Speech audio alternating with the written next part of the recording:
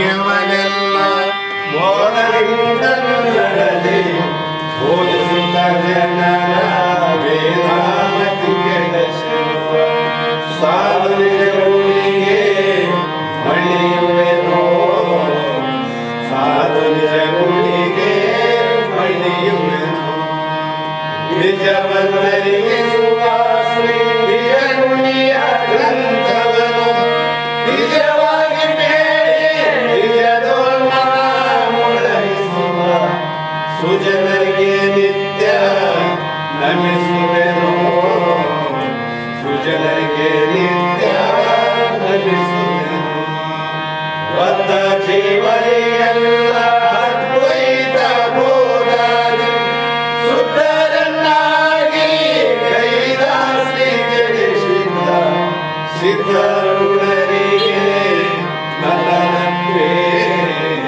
ಸಿದ್ಧರುಡರಿಗೆ ನನ್ನನಪ್ಪೆ ಬಾಳ ಬಲ ವೇದಾಂತಕ್ಕೆ ಸರಿ ಬಾಳ ಗರ್ಜನೆ ಕೇಳುವ ತನಕ ಬಾಳ ಕೂಗುತ್ತಲಿಪ್ಪವೇ ಶಾಸ್ತ್ರವೆಂಬುವ ನರಿಗಳು ಬಾಳ ಶಕ್ತಿಯ ಶೃಂಗ ಗರ್ಜನೆ ಬಾಳ ಕೇಳಿದ ಬಳಿಕ ಕೂಗಲು ಬಾಳ ಕೇಳಲು ಬೇಕು ವೇದಾಂತೆಂಬ ಶಾಸ್ತ್ರವನ್ನು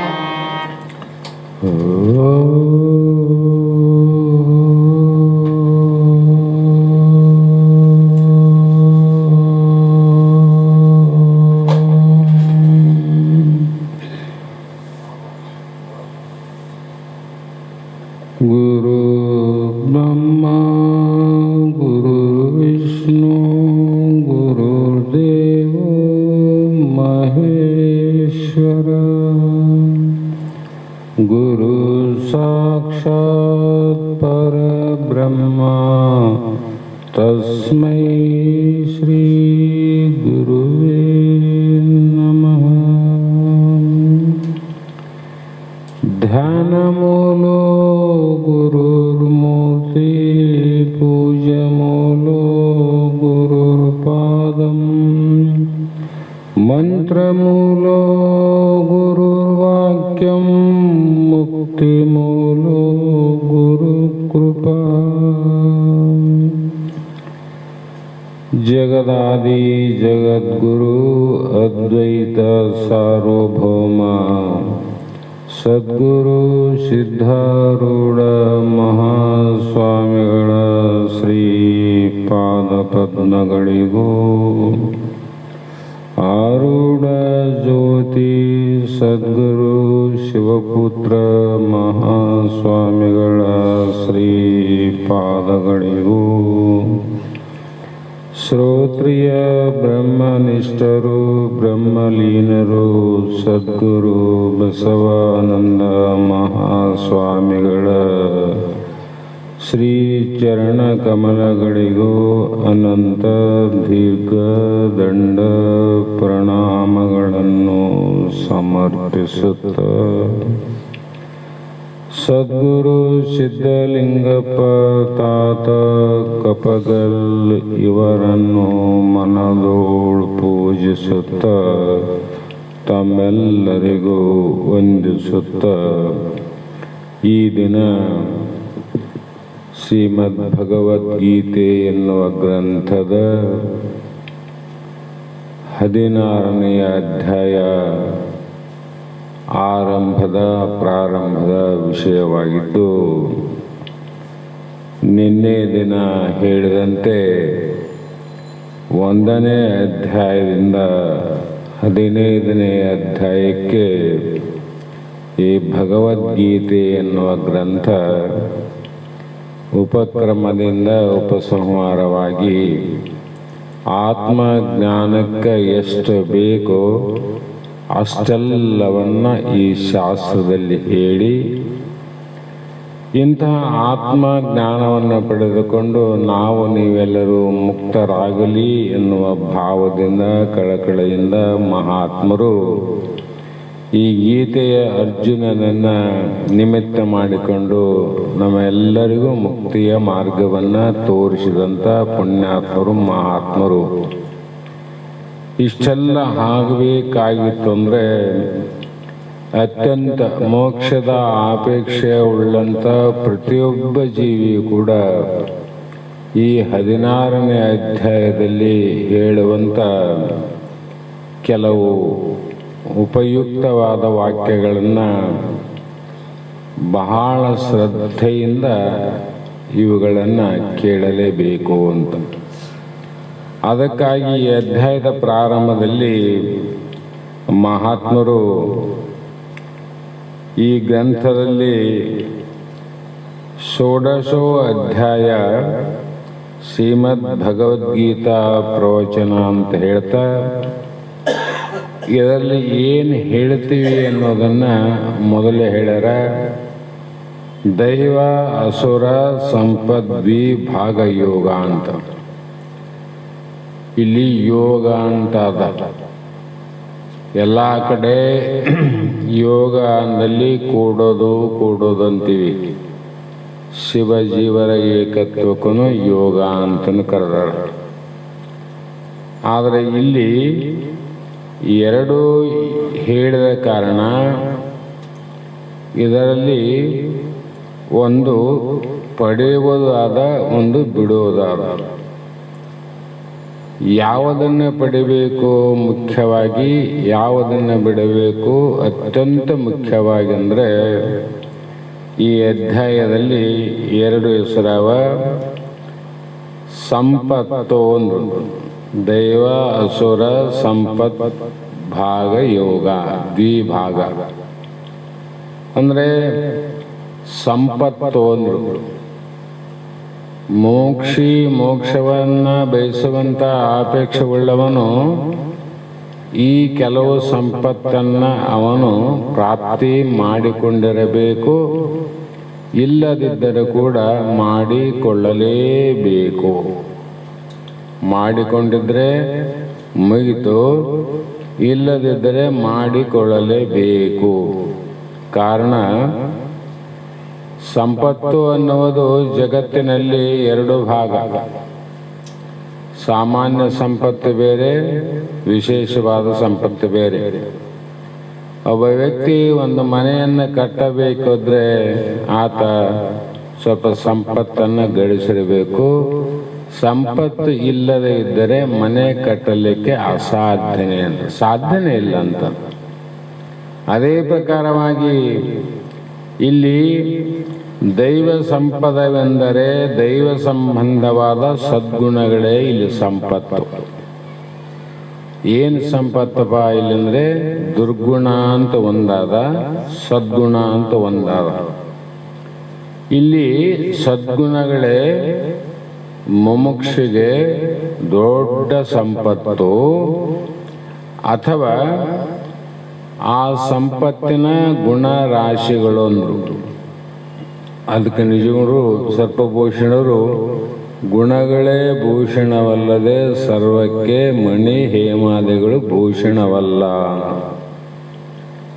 ಭಾಳ ಸಲ ವಿಚಾರ ಮಾಡಿವಲ್ಲ ನಾವು. ಕೆಲವರು ಬಟ್ಟೆ ಹಾಕಿದರೆ ಭೂಷಣ, ಬಂಗಾರ ಧರಿಸಿದರೆ ಭೂಷಣ, ವಜ್ರ ಸಂಪಾದನೆ ಮಾಡಿ ಹಾಕಿಕೊಂಡ್ರೆ ಭೂಷಣ ಅಂತ ಭಾಳ ತಿಳ್ಕೊಂಡಿವಿ. ಇದ್ರೆ ನೀನು ಹಾಕಬಾರ್ದು ಅಂತ ಅರ್ಥ ಅಲ್ಲ. ಇದ್ರೆ ವಜ್ರ ಹಾಕ್ರಿ, ಬಂಗಾರ ಹಾಕ್ರಿ, ಬೆಳ್ಳಿ ಹಾಕ್ರಿ, ಬೇಡ ಅಂತ ಅರ್ಥ ಅಲ್ಲ. ಆದರೆ ಈ ಗುಣಗಳು ಇಲ್ಲದೆ ನೀನು ವಜ್ರ ಹಾಕಿದ್ರಷ್ಟೇ, ಬಂಗಾರ ಹಾಕಿದ್ರಷ್ಟೇ, ಏನು ಮಾಡಿದ್ರು ಕೂಡ ಅದು ನಿಷ್ಫಲ. ಕಾರಣ ಈ ಸಂಪತ್ತು ಏನು ಮಾಡ್ತವಂದ್ರೆ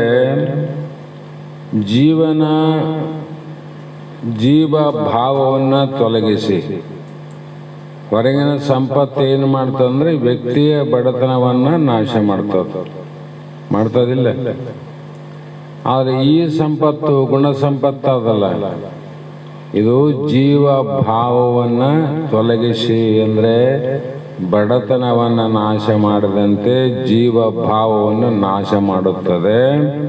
ಅದಕ್ಕಾಗಿ ಆ ಬಡತನ ನಾಶ ಆದ ಮೇಲೆ ಬಡವ ಹೋಗಿ ಏನಾದೀಗ ಶ್ರೀಮಂತನಾದ. ಬಡತನ ಇದ್ದದಕ್ಕೆ ಬಡವ, ಬಡತನ ಹೋದ ಮೇಲೆ ಅವನು ಶ್ರೀಮಂತ. ಯಾರು ಹೇಳಬೇಕಾಗಿಲ್ಲ. ಅದರಂತೆ ಈ ಸದ್ಗುಣಗಳಿಂದ ಜೀವ ಭಾವವನ್ನು ಹೋದ ಮೇಲೆ ಅವನೇನಾಗ್ತಾನ, ಶಿವಭಾವ ಅಂತ ಆಡ್ತಾನಂತೆ. ಬಡವ ಶ್ರೀಮಂತನಾದಂತೆ ಜೀವ ಪರಮಾತ್ಮನಾಗುತ್ತಾನೆ. ಆ ಕಾರಣ ಅತ್ಯಗತ್ಯವಾದ ಅಧಿಕಾರ ಸಂಪತ್ತು ಜೀವನನ್ನ ಶಿವಭಾವದಿಂದ ದೂರ ಮಾಡುವುದು ಅಂದ್ರು. ಈ ಹೊರಗಿನ ಸಂಪತ್ತೇನದ ಗಳಿಸಿದಂತೆ ಹೆಚ್ಚಾದಂತೆಲ್ಲ ಶಿವಭಾವದಿಂದ ನಿನ್ನನ್ನು ದೂರ ಮಾಡುತ್ತದೆ ವಿನಃ ಸಮೀಪಕ್ಕೆ ಕರೆದುಕೊಂಡು ಹೋಗುವುದಿಲ್ಲ. ಮತ್ತೆ ಈ ಸಂಪತ್ತು ದೈವಿ ಸಂಪತ್ತು ಅಂತ ಏನು ಹೇಳ್ಯಾರ, ಆ ಸಂಪತ್ತು ಜೀವನನ್ನ ಶಿವನ ಕಡೆ ಸಮೀಪ ಕರೆದುಕೊಂಡು ಹೋಗುತ್ತದೆ. ಅಂದಾಗ ಶಿವನನ್ನ ನೋಡಬೇಕು, ಶಿವನನ್ನ ಸೇರಬೇಕು, ಶಿವನಲ್ಲಿ ಐಕ್ಯ ಆಗಬೇಕಂದ್ರೆ ಈ ಹೊರಗಿನ ಸಂಪತ್ತಿನಿಂದ ನಮಗ ಮೋಕ್ಷ ಆಗೋದಿಲ್ಲ. ಒಳಗಿನ ಸಂಪತ್ತು ಅಂತಃಕರಣದ ಸಂಪತ್ತು ಅಂತ. ಈ ಅಸುರಿ ಸಂಪತ್ತು ಇದಕ್ಕೆ ದುಶ್ಶೀಲವೆಂದು ಮತ್ತೊಂದು ಹೆಸರು. ದೈವಿ ಸಂಪತ್ತು ಸಮೀಪ ಕರ್ಕೊಂಡು ಹೋಗ್ತದ, ಅಸುರಿ ಸಂಪತ್ತು ನಿನ್ನ ದೂರ ಮಾಡ್ತದ. ದರಿದ್ರ ಲಕ್ಷ್ಮಿ ಮನೆಗೆ ಬಂದ್ರೆ ಏನಾಗ್ತದ? ದರಿದ್ರ ಲಕ್ಷ್ಮಿ ಬಂದ್ರೆ ನಿನ್ನ ಬಡತನಕ್ಕೆ ಕರ್ಕೊಂಡು ಹೋಗ್ತದ. ಭಾಗ್ಯಲಕ್ಷ್ಮಿ ಬಂದ್ರೆ ಶ್ರೀಮಂತನ ಕಡೆ ಕರ್ಕೊಂಡು ಹೋಗ್ತದ. ಇಷ್ಟೇ ತಿಳ್ಕೋಬೇಕು. ಹಾಗಾಗಿ ಇವುಗಳನ್ನ ಹೇಗೆ ಅದು ಪರಿಣಾಮ ಮಾಡ್ತದ ಅಂತ ಹೇಳಿದ್ರೆ, ಅರುಣೋದಯ, ಸೂರ್ಯ ಉದಯ ಆಗೋದಕ್ಕಿಂತ ಮುಂಚೆ ಅರುಣ ಅಂತ ಬರ್ತಾನ ಸಾರಥಿ. ಆ ಅರುಣೋದಯ ಆಯ್ತಂದ್ರೆ ಗೊತ್ತಾಗ್ತದ ಸೂರ್ಯ ಉದಯ ಆಗಲಿಕ್ಕೆ ಪ್ರಾರಂಭ ಆಗ್ಯದ. ಸೂರ್ಯ ಉದಯ ಆಗಿಲ್ಲ, ಅರುಣೋದಯ ಮೊದಲು ಬಂಗಾರ ಬಣ್ಣ ಬರ್ತದ, ಸೂರ್ಯ ಕಾಣಂಗಿಲ್ಲ. ಅದರ ಸೂಚನೆ ಏನು? ಸೂರ್ಯ ಉದಯ ಆಗಲಿಕ್ಕೆ ಪ್ರಾರಂಭವಾಗಿದೆ ಅಂತ ಕಲ್ತಿವಿಲ್ಲ. ಅದರಂತೆ ದೈವಿ ಸಂಪತ್ತು ಸಿದ್ಧಿಯಾದ ಮೇಲೆ ಆತ್ಮಜ್ಞಾನವು ಖಂಡಿತವಾಗಿ ಉದಯವಾಗಲೇಬೇಕು. ಅರುಣೋದಯ ಆದಮೇಲೆ ಸೂರ್ಯ ಉದಯ ಆಗಿಲ್ಲರಿ ಮತ್ತೆ ಕತ್ತಲಾಗದಂತೆ ಯಾರನ್ನ ಹೇಳ್ತಾರೇನು? ಸೂಚನೆ ಅಂತದು. ಅದರಂತೆ ಒಳ್ಳೆಯ ನಮ್ಮ ಗುಣಗಳೇನವ, ಸದ್ಗುಣಗಳೇನವ, ಅವು ಪ್ರಾಪ್ತಿ ಆಗಲಿಕ್ಕೆ ಅತ್ಯವಂದ್ರೆ ನಾವು ತಿಳ್ಕೋಬೇಕು. ಆತ್ಮಜ್ಞಾನ ಖಂಡಿತವಾಗಿ ಇಂದಿಲ್ಲ ನಾಳೆ, ನಾಳೆ ಇಲ್ಲ ಮತ್ತೊಂದು ದಿನ, ಮತ್ತೊಂದು ದಿನಕ್ಕಾದರೂ ನನಗೆ ಖಂಡಿತವಾಗಿ ಆತ್ಮಜ್ಞಾನ ಆಗುತ್ತದೆ ಅಂತ ನಾವೇ ನಿಶ್ಚಯವಾಗಿ ತಿಳ್ಕೋಬೇಕಂದ್ರು. ಬಾಹ್ಯ ದೃಷ್ಟಾಂತ ಯಾಕೆ ಕೊಡ್ತಾರಂದ್ರೆ, ದೃಷ್ಟಾಂತ ಅರ್ಥ ಆಗಬೇಕಾದ್ರೆ ದೃಷ್ಟಾಂತ ಮೊದಲು ತಿಳಿಬೇಕು. ದೃಷ್ಟಾಂತನೇ ತಿಳಿಲಿಲ್ಲ, ದೃಷ್ಟಾಂತ ಯಾವಾಗ ತಿಳಿತಾವ? ಆ ಕಾರಣದಿಂದ ಭಗವದ್ಗೀತೆಯ ಈ 16ನೇ ಅಧ್ಯಾಯದಲ್ಲಿ ಭಗವಂತ ದೈವಿ ಸಂಪತ್ತು, ಅಸುರಿ ಸಂಪತ್ತು ಈ ಎರಡನ್ನ ಬಹಳ ಬಹಳ ವಿಚಾರಪೂರ್ವಕವಾಗಿ ಪ್ರತಿಪಾದನೆ ಮಾಡರಿಲ್ಲಿ.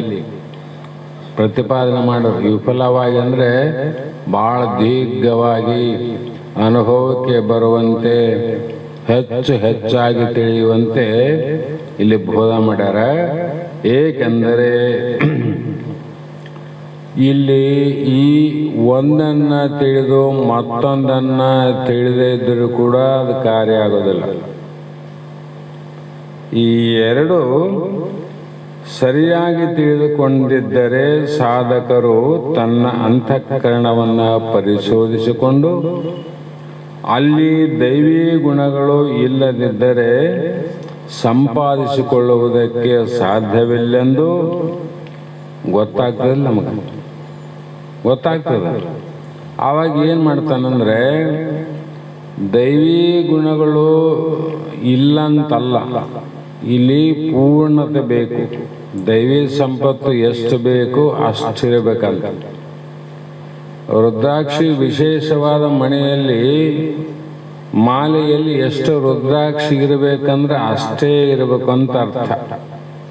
ಕೆಲವು 101 ಅಂದರೆ ವಿಶೇಷ, ಇನ್ನು ಕೆಲವು 108, ಮತ್ತು ಹೆಂಗೆ ಬೇಕಂಗೆ 16, 17, 35, 36, 70, 75 ಅಂತ ಎಲ್ಲೇನ ನೋಡ್ರಿ ರುದ್ರಾಕ್ಷಿ. ಅವಕ್ಕೆಲ್ಲ ಸಮಂಜಸವಾಗಿ ಇಷ್ಟೇ ಇರಬೇಕಂತ. ಅದರಂತೆ ದೈವೀ ಗುಣಗಳು ಹೇಗಿರ್ಬೇಕಂದ್ರೆ ಎರಡೂ ತಿಳಿದುಕೊಂಡು ಸ್ವಲ್ಪ ನಮ್ಮಲ್ಲಿ ಇದ್ದೂರಿ ಅಂತ ಹಿಡ್ಕತಿ. ಒಳ್ಳೆ ಗುಣ ಇಲ್ಲದಂಥ ವ್ಯಕ್ತಿಗಳೇ ಇಲ್ಲ ಜಗತ್ತಿನಲ್ಲಿ. ಮತ್ತೆ ಬರೇ ಕೆಟ್ಟ ಗುಣ ಉಳ್ಳವರು ಜಗತ್ತಿನಲ್ಲಿ ಇಲ್ಲ. ಕೆಲವರಲ್ಲಿ ಒಳ್ಳೆ ಗುಣ ಬಹಳ ಇರ್ತಾವ, ಅಸುರಿ ಸಂಪತ್ತು ಕಡಿಮೆ ಇರ್ತಾವ. ಕೆಲವರಲ್ಲಿ ಅಸುರಿ ಸಂಪತ್ತು ಹೆಚ್ಚಿರ್ತಾವ, ದೈವ ಸಂಪತ್ತು ಕಡಿಮೆ ಇರ್ತಾವ. ಇವು ಎರಡನ್ನ ತೂಕ ಮಾಡಿದ್ರೆ ಗೊತ್ತಾಗ್ತದೆ. 1 kg ತಕ್ಕಡಿಯಲ್ಲಿ 1 ಕಿಲೋ ಕಲ್ಲು ಇಟ್ಟಿವಿ, ಈ ಕಡೆ ಖಾಲಿ ಪರಡೆ ಅದ, ಇದಾಗ ಅರ್ಧ kg ಕಲ್ಲು ಇಟ್ಟಾಗ ಇದು ಏಳಂಗಿಲ್ಲ ಮೇಲೆ. ಅಂದರೆ ಇದು ಇನ್ನೂ ತೂಕ ಅದ, ಇದು ಕಡಿಮೆ ಅದ. ಅದು ಸಮ ಆಗ್ಬೇಕಾದ್ರೆ ಮತ್ತೆ ಇನ್ನೊಂದು ಇದ್ರಾಗ ಹೆಚ್ಚಿಗೆ ಇಡ್ತಾರೋ ಇದ್ದು ತೆಕ್ಕಂತಾರೋ, ಮತ್ತೊಂದು ಸ್ವಲ್ಪ ಹೆಚ್ಚು ಮಾಡ್ಕ್ಯಾಂತ ಸಮ ಆದಗಡೆ ಕಾಟ ಆಯ್ತು ತಗೊಂತೀವಿ. ಅದರಂತೆ ನಿಮ್ಮಲ್ಲಿ ನೀವು ನೋಡಿಕೊಳ್ಳ್ರಂಥವ್ರು. ನಿಮ್ಮ ಅಂತಃಕರಣ ಮುಟ್ಟಿಕೊಂಡು ನೀವು ಪ್ರಮಾಣದಿಂದ ನೋಡ್ಕರಿ. ದೈವೀ ಗುಣಗಳು ಕಡಿಮೆ ಇತ್ತಂದರೆ ಏನು ಮಾಡ್ರಿ ಅಂದರೆ ಅವನ್ನ ಹೆಚ್ಚಿಗೆ ಮಾಡಿಕೊಳ್ಳುವ ಪ್ರಯತ್ನ ಮಾಡ್ರಿ ಅಷ್ಟೇ. ಇದ್ರಾಗ ಬೇರೆ ಏನು ಹೇಳಂಗಿಲ್ಲ ಮಹಾತ್ಮರು, ನೀವು ಹೆಚ್ಚಿಗೆ ಮಾಡಿಕೊಳ್ಳ್ರಿ ಅಷ್ಟೇ. ಅಸುರಿ ಗುಣಗಳು ಬಹಳ ಇತ್ತಂದರೆ ಅವುಗಳನ್ನು ಕಡಿಮೆ ಮಾಡಿಕೊಳ್ಳುವ ಪ್ರಯತ್ನ ಮಾಡ್ರಿ. ಈ ಎರಡೂ ಮಾಡೋದ್ರಿಂದ ಏನಾಗ್ತದ, ಬೇಗ ಸಮತ್ವಕ್ಕೆ ಬರ್ತದೆ. ಕೆಟ್ಟದ್ದನ್ನು ಒಂದೊಂದು ಬಿಡೋದು, ಒಳ್ಳೆಯ ಗುಣಗಳನ್ನು ಒಂದೊಂದು ಹಿಡಿಯೋದು. ಅದು ಹೇಗೆ ಹಿಡಿಬೇಕು ಅಂದರೆ ಎಳ್ಳನಿತು ಅಂತ ನಿಜಗುಣರ ಶಾಸ್ತ್ರದಲ್ಲಿ ಬಹಳ ವಿಶೇಷವಾಗಿ ಹೇಳೋದು. ಒಂದೊಂದು ಎಳ್ಳು ಕಾಳಿನಷ್ಟು ತೆಗಿಬೇಕು ಕೆಟ್ಟ ಗುಣಗಳನ್ನ, ಆ ಎಳ್ಳು ಕಾಳಿನಷ್ಟು ದೈವಿ ಸಂಪತ್ತನ್ನು ಇಡಬೇಕಂತ. ಅಸುರಿ ಸಂಪತ್ತು ಮತ್ತೆ 1 ಕಾಳಿನಷ್ಟು ತೆಗಿಬೇಕು, ದೈವಿ ಸಂಪತ್ತು ಮತ್ತಿಷ್ಟು ಪ್ರಾಪ್ತಿ ಮಾಡಿಕೊಡ್ಬೇಕು. ಯಾಕಂದ್ರೆ ಇವನ್ನ ಪಡೆಯುವುದು, ಅಸುರಿ ಸಂಪತ್ತು ಪಡೆಯಲಿಕ್ಕೆ ಯಾರು ಯಾವ ಜಗತ್ತಿನಲ್ಲಿ ಶಾಸ್ತ್ರಗಳು ಹೇಳಿಲ್ಲ, ಯಾವ ಉಪನಿಷತ್ತು ಸಾರಿಲ್ಲ, ಯಾವ ಪುರಾಣವೂ ಪ್ರತಿಪಾದನೆ ಮಾಡಿಲ್ಲ, ವೇದ ಆಗಮಂತೂ ಮೊದಲೇ ಹೇಳಿಲ್ಲ. ಅಸುರಿ ಸಂಪತ್ತನ್ನು ಪ್ರಾಪ್ತಿ ಮಾಡಿಕೊಳ್ಳಕ್ಕೆ ಪುರಾಣ ಹೇಳ್ಯವನು, ಆಗಮ ಹೇಳಿಲ್ಲ, ವೇದ ಹೇಳಿಲ್ಲ, ಉಪನಿಷತ್ತು ಹೇಳಿಲ್ಲ. ಅಂದ್ರೆ ತನ್ನಷ್ಟಕ್ಕೆ ತಾನೇ ಬಹಳ ಸರಳವಾಗಿ ಬಂದು ಕುಂತುಬಿಟ್ಟಾವ ಈಗ ನಮ್ಮಲ್ಲಿ. ಆದರೆ ಅಷ್ಟೇ ಸರಳವಾಗಿ ತೆಗಿಲಿಕ್ಕೆ ಆಗೋದಿಲ್ಲ ಅಂತ, ತೆಗಿಲಿಕ್ಕೆ ಆಗೋದಿಲ್ಲ.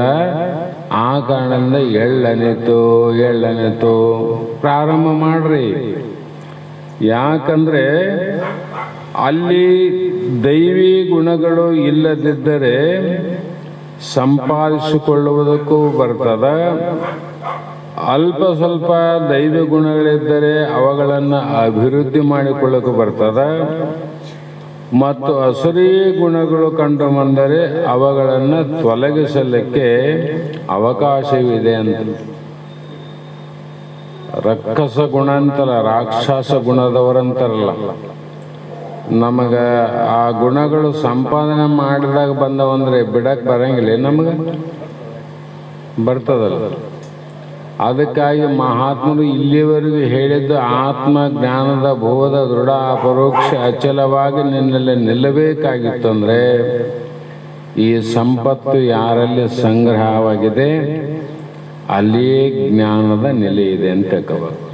ಅಲ್ಲಿ ದೃಢವಾಗಿರ್ತದೆ ಜ್ಞಾನ, ಏನು ಭಯನೇ ಇಲ್ಲ ಅಂತ.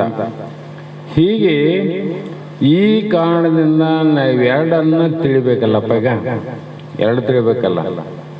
ಎರಡು ತಿಳಿಬೇಕಂದ್ರೆ ಈ ದೈವಿ ಸಂಪತ್ತಂತ ಯಾವುದಕ್ಕೆ ಅನ್ನಬೇಕು, ಅಸುರಿ ಸಂಪತ್ತು ಅಂತ ಯಾವುದಕ್ಕೆ ಅನ್ನಬೇಕು. ಇವು ಗೊತ್ತಾದರೆ ಒಂದು ಪಡೆಯೋದಕ್ಕೆ ಒಂದು ಬಿಡೋದಕ್ಕೆ ಬರ್ತದೆ. ಇಲ್ಲ, ಸುಮ್ಮನೆ ದೈವಿ ಸಂಪತ್ತು ಅಂತ ಹೇಳೋದು, ಅಸುರಿ ಸಂಪತ್ತು ಅಂದ್ರೆ ಏನು, ಅವ್ರ ಲಕ್ಷಣ ಏನಂತ. ಅದಕ್ಕಾಗಿ ಇಲ್ಲಿ ಏನು ಹೇಳ್ತಾರೆ ಮಹಾತ್ಮರಂದ್ರೆ, ಭಗವಂತನು ಸದ್ಗುಣ ದುರ್ಗುಣ ಎರಡನ್ನು ಅಂದರೆ ದೈವಿ ಸಂಪತ್ತು ಅಸುರಿ ಸಂಪತ್ತು ಎರಡನ್ನೂ ಸರಿಯಾಗಿ ವಿಭಜನೆ ಮಾಡಿ ಭಾಗ ಮಾಡಿ. ಹೊಸದಾಗಿ ಸೊಸೆ ಬಂದಿದ್ದು ಶ್ರೀಮಂತ ಮನೆತನ ಎಂದೂ ಗೊತ್ತಿಲ್ಲ. ಮನೆಯವ್ರು ಯಾರೋ ಅಡಿಗೆ ಮಾಡೋರು, ಯಾರೋ ಸೇವೆ ಮಾಡೋರು, ಟೇಬಲ್ ಮೇಲೆ ಊಟ ಮಾಡೋರು, ಮತ್ತು ತಮ್ಮ ಕಾರ್ಯವನ್ನು ತಾವು ಮಾಡೋರು. ಮದುವೆ ಆಯಿತು. ಮದುವೆ ಆದಮೇಲೆ ಆ ಹುಡುಗಿ ಗಂಡನ ಮನೆಗೆ ಹೋದ್ಲು. ಅವರ ಕ್ರಮಗಳೇ ಬೇರೆದು. ಆವಾಗ ಅತ್ತೆ ಹೇಳಿದ ಸೊಸೆಗೆ, ನೋಡಮ್ಮ ಅನ್ನ ಮಾಡು, ಸ್ವಲ್ಪ ರೈಸ್ ಮಾಡಂತ ಹೇಳಿ. ಆಯ್ತು ಬಿಡು ಅಂತೇಳಿ ಆಕೆ ಮಾಡ್ತೀನಿ ಅತ್ತೆ ಅಂತ ಹೇಳಿದ್ಲು. ಅನ್ನಕ್ಕೆ ಇಟ್ಲು, ಅಕ್ಕಿ ಹಾಕಿದ್ಲು. ಅದು ಸ್ವಲ್ಪ ಹೆಚ್ಚು ಕುದಲಿ ಕಡಿಮೆ ಕುದಲಿ ಒಟ್ಟು ಅನ್ನ ಆಯಿತು. ಊಟಕ್ಕೆ ಎಲ್ಲರೂ ಕುಂತರು. ಭಾಳ ಸಂತೋಷ. ನಮ್ಮ ಸೊಸೆ ಇವತ್ತು ಅನ್ನ ಮಾಡ್ಯಾಳ, ನಮ್ಮ ಸೊಸೆ ಅನ್ನ ಮಾಡ್ಯಾಳ ಅಂತೇಳಿ ಮಾವಗನೂ ಖುಷಿ, ಅತ್ತೆಗನೂ ಖುಷಿ, ಗಂಡಗಂತೂ ಭಾಳ ಪ್ರೀತಿ. ಯಾಕಂದ್ರೆ ಎಲ್ಲರೂ ಕೊಂಡಾಡ್ತಾರಲ್ಲ. ಆಕಿನ್ನ ಪಾತ್ರೆಯಲ್ಲಿ ಬಡಿಸಿದ್ರು, ಬಡಿಸಿದ ಮೇಲೆ ನೋಡ್ತಾರೆ, ಅದರ ಬರೇ ಹಳ್ಳುಗಳು ಹರಳು ಏನಿದ್ವಲ್ಲ, ತುತ್ತಿಗೂ 3-4 ಬರೀ ಕಲ್ಲ ಬರ್ತದೆ. ಆವಾಗ ಅನ್ನ ಊಟ ಮಾಡಿದ್ರು, ಏನಮ್ಮ ತಂಗಿ ಅನ್ನ ಹೆಂಗೆ ಮಾಡಿದ್ದಿಲ್ಲ ಅನ್ನೋದು. ಮತ್ತು ನಾನು ಹೇಳ್ದಂಗೆ ಮಾಡಿನತ್ತಿ ಏನಾಗಿದೆ ದೋಷ ಅನ್ಲಕ್ಕ. ಅಲ್ಲಮ್ಮ, ಅನ್ನ ಮಾಡೋದಕ್ಕಿಂತ ಮುಂಚೆ ಅದ್ರಾಗ ಇರ್ತಕ್ಕಂಥ ಅಕ್ಕಿ ಅಲ್ಲದ ವಸ್ತುಗಳೇನಾವ ಅವೆಲ್ಲವನ್ನು ಬೇರ್ಪಡಿಸಿ ಆಮೇಲೆ ಅಕ್ಕಿಯನ್ನು ಬೇಯಿಸಿ ಕುದಿಸಿದ್ರೆ ಅನ್ನ ಆಗ್ತದ. ಇದೇನು ಅನ್ನ ಅಲ್ಲ, ಅಲ್ಲು ಮುರಿದು ಹೋಗ್ತಾವ. ಅದೇ ಸೊಸೆಗೆ ಅರಳು ಬೇರೆ ಅಕ್ಕಿ ಬೇರೆ ಅಂತ ಗೊತ್ತಿದ್ರೆ ಆಕೆ ಎರಡು ಕೂಡಿಸಿ ಮಾಡ್ತಲ್ಲೇನು? ಮಾಡ್ತಿದ್ದಿಲ್ಲ, ಗೊತ್ತಿಲ್ಲ ಪಾಪ. ಅದಕ್ಕಾಗಿ ಭಗವಂತ ನಿಮ್ಗೆ ಅಸುರಿ ಯಾವ, ದುರ್ಗುಣಗಳ್ಯಾವು, ಸದ್ಗುಣ ಯಾವ ಅಂತ ತಿಳಿಸ್ತೀನಿ. ಆವಾಗ ಯಾವುದನ್ನೇ ಬಿಡರಿ, ಯಾವುದನ್ನು ಪಡಿರಿ ಅಂತ ನಿಮಗೆ ಅವಕಾಶ ಇದೆ ಅನ್ನೋ ಭಾವಕ್ಕಾಗಿ ಈ ಅಧ್ಯಾಯದಲ್ಲಿ ಎಷ್ಟು ಶ್ಲೋಕ ಅಂದರೆ 24 ಶ್ಲೋಕಗಳಿದ್ದು. ಯಾವುದೋ 16ನೇ ಅಧ್ಯಾಯದಲ್ಲಿ 24 ಶ್ಲೋಕ ಇದ್ದು, ಅವುಗಳಲ್ಲಿ ಪೂರ್ವಭಾವಿಯಾಗಿ ಕೆಲವು ಗುಣಗಳನ್ನು ಇಲ್ಲಿ ಹೇಳುವ ಪ್ರಯತ್ನ ಮಾಡ್ತಾರೆ. ಏನು ಅಂದರೆ, ಹಿಂದೆ ನಮಾಂ ದುಷ್ಕೃತಿನೋ ಮೂಢಾಂ, ಹಿಂದಿನ ಅಧ್ಯಾಯಗಳಲ್ಲಿ ದುಷ್ಕೃತಿ ಅಂದರೆ ದುರ್ಗುಣಗಳಿಂದ ಕೂಡಿದವರಿಗೆ ಮೂಢ ಮೂಢ ಅಂತ ಕರೆದರು. ಅಲ್ಲಿ ಹೇಳ್ತಾ ಬಂದ್ರೆ ಅಲ್ಲಿಂದ.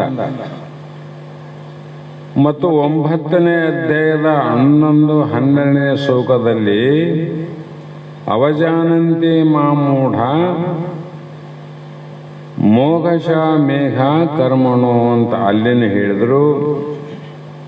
ಮತ್ತೆ ಮುಂದೆ ಮಹಾತ್ಮ ನಸ್ತುಮಾಂ ಪಾರ್ಥ ಅಂತಲೂ ಹೇಳಿದರು. ಹೀಗೆ ಸತತಂ ಕೀರ್ತಿಯಂತೂ ಮಾಮಂತನು ಕೂಡ ಸದ್ಗುಣಗಳ ಬಗ್ಗೆ ದುರ್ಗುಣ ಬಗ್ಗೆ ಸಂಕ್ಷಿಪ್ತವಾಗಿ ಹೇಳ್ತಾ ಬಂದರು. ಆದರೆ ಇಲ್ಲಿ ಅದನ್ನು ಇದೇ ದುರ್ಗುಣ ಇದೇ ಸದ್ಗುಣ ಅಂತ ತಿಳಿಬೇಕಾಗಿದ್ದರೆ ಈ ಅಧ್ಯಾಯದಲ್ಲಿ ಪ್ರಾರಂಭ ಮಾಡಿ ಭಗವಂತ ಹೇಳಕ್ಕೆ ಶುರು ಮಾಡ್ತಾನೆ.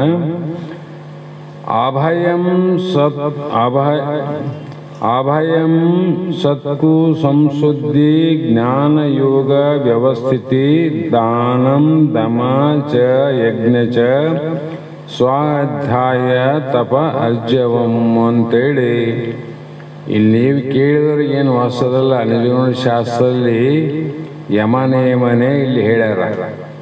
ಯಮ ನಿಯಮ ಆಸನ ಪ್ರಾಣಾಯಾಮ ಪ್ರತ್ಯಾಹಾರ ಧಾರಣ ಧ್ಯಾನ ಸಮಾಧಿ ಇವೆಲ್ಲ ಸದ್ಗುಣಗಳಂತೀವು. ಅದರಲ್ಲಿ ಒಂದನೇದು ಮತ್ತೆ ಇನ್ನೂ ಮುಂದುವರೆದು ಅಹಿಂಸಾ ಸತ್ಯಂ ಅಕ್ರೋಧ ತ್ಯಾಗ ಶಾಂತಿ ಅಪೈಶುನಂ ದಯಾ ಭೂತೇಶು ಅಲೋಲುಪ್ತಂ ಮಾರ್ಧವಂ ಹ್ರೀಂ ಅಚಾಪಲಂ ಅಂತೇಳಿ ಇನ್ನು ಕೆಲವು ಮಾತು ಹೇಳ್ತಾರೆ.